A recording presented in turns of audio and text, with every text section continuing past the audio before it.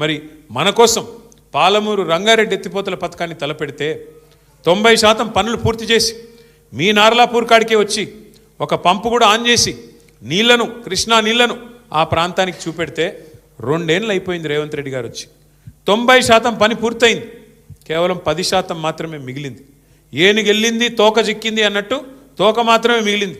రిజర్వాయర్లు మీ కళ్ళ ముంగట కనబడుతున్నాయి కదా. నార్లాపూరు, కరివెన, వట్టెము, ఏదుల, ఉద్దండాపూరు రిజర్వాయర్లు అన్నీ పూర్తయి రెడీగా ఉన్నాయి. ఈయన చేయాల్సింది ఏంది? మనం అప్పటికే కాలువలకు కూడా టెండర్లు పిలిచినాం. ఈయన రాగానే ఆ టెండర్లు రద్దు చేసినాడు. రద్దు చేస్తే చేసినాడు, మళ్ళీ పిలవచ్చు కదా. 10 పైసలతో అయిపోయేదానికి ఇవాళ పని చేయకుండా ఎందుకు చేయట్లేదు? తొందరగా చేస్తే కేసీఆర్కి పేరు వస్తుంది. పాలమూరు రంగారెడ్డి కేసీఆర్ గారు కట్టిండని చెప్పి యాద్ చేసుకుంటారు. కేసీఆర్కు పేరు వస్తుంది, వాళ్ళ పాత బాస్కు కోపం వస్తుంది. వాళ్ళ పాత బాస్ ఎవరో తెలుసు కదా మీకు. ఆయన కోపం వస్తుంది, నువ్వు మా నీళ్ళు ఎట్లా తీసుకుపోతారా, నువ్వు మా చెంచగాడు లెక్క ఉండాలి కానీ పెద్దోళ్ళలాగా యాక్టింగ్ చేస్తున్నావేంది, ఆయన కోపం వచ్చి ఊరుకుంటాడా? అందుకే ఆ భయంతో ఇవాళ మొత్తానికైతే కాలమూరును ఎండబెట్టే ప్రయత్నం, పండబెట్టే ప్రయత్నం చేస్తున్నాడు.